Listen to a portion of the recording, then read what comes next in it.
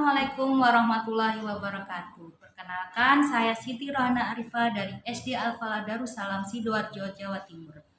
Saya akan membagikan praktik baik saya dalam pembelajaran diferensiasi mata pelajaran IPA kelas 5. Sebagai guru, saya pernah merasakan kesulitan dalam melakukan pembelajaran pada siswa saya dengan tingkatan kognitif yang berbeda.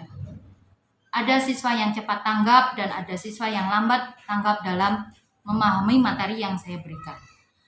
Perbedaan bakat minat siswa saya tersebut menjadi tantangan tersendiri bagi saya.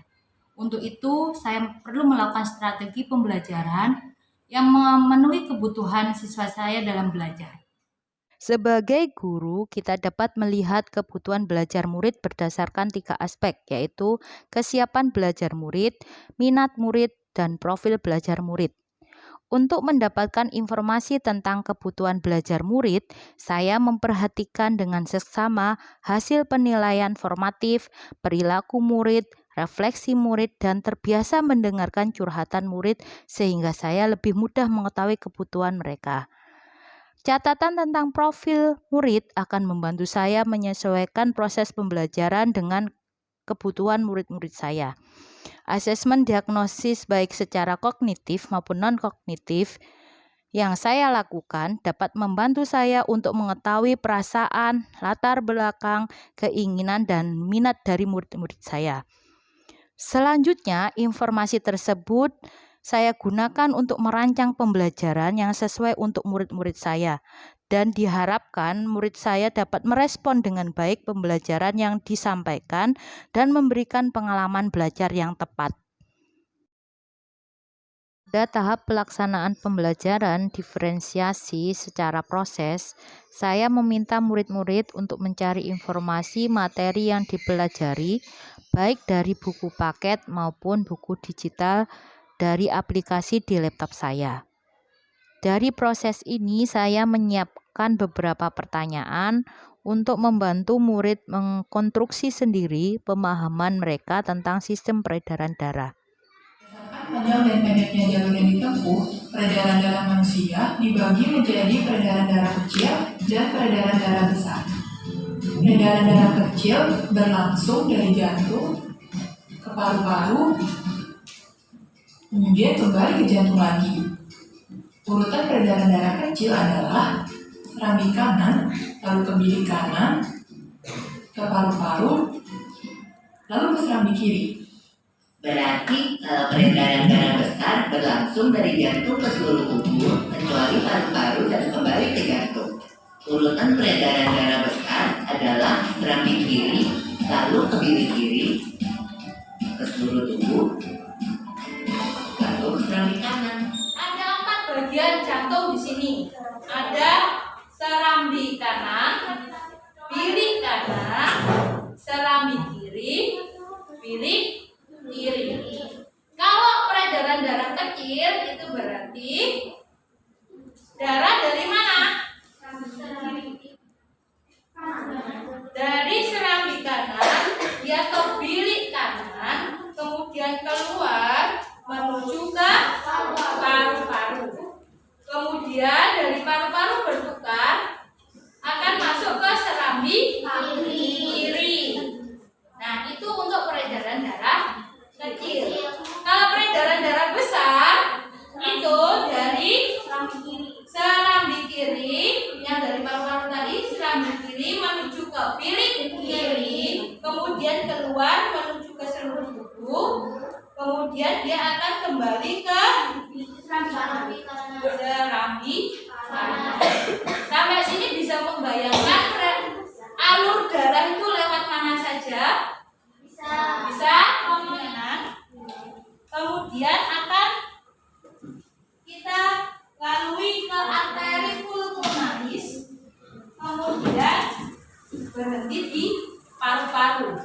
Di paru-paru CO2 akan bertukar menjadi O2. Kemudian kita ke vena pulmonalis menuju ke serambi kiri. Ya. O2 akan dibawa ke seluruh tubuh, itu menjadi peredaran darah besar.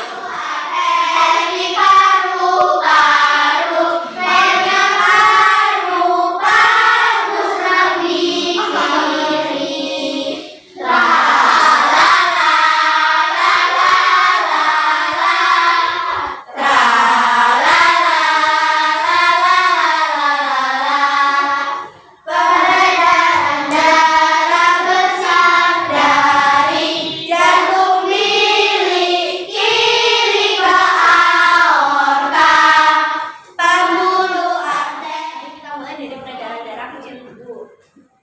Dari bilik kanan menuju arteri pulmonalis. Setelah menuju arteri pulmonalis, kita menuju paru-paru. Melalui presentasi yang dilakukan oleh murid dengan media model sistem peredaran darah yang dipilih sesuai dengan kemampuan mereka, guru membuat penilaian berjenjang untuk mengetahui sejauh mana murid memahami materi yang disampaikan oleh guru. Guru perlu selalu berasumsi bahwa murid yang berbeda memiliki kebutuhan yang berbeda dan menyediakan berbagai cara untuk mengekspresikan dan mencapai tujuan pembelajaran sehingga kemungkinan pengalaman belajar yang diperoleh murid cocok untuk mereka. Pembelajaran diferensiasi proses yang saya lakukan di kelas 5. Semoga bisa menginspirasi semua pendidik di seluruh Indonesia. Salam Merdeka Belajar. Merdeka Belajar. Sukses. Menurut saya, pembelajaran hari ini sangatlah menyenangkan karena kita bisa praktek langsung dan menurut saya lebih masuk ke otak saya. Senang dengan pelajaran hari ini. Pelajaran hari ini sangat seru dan juga bisa lihat video langsung bagaimana caranya darah masuk ke dalam tubuh. Saya senang sekali bisa paham unikan peredaran darah dengan baik, dengan mencoba. Kesan pembelajaran hari ini? Pelajarannya sangat seru dan menyenangkan. Jadi kita lebih memahami tentang peredaran darah manusia. Jika model pembelajarannya seperti ini, saya lebih masuk dan lebih paham pembelajarannya. Pelajaran ini sangat seru dan saya lebih paham dengan pelajaran. Pembelajaran diferensiasi adalah salah satu cara guru memihak pada murid.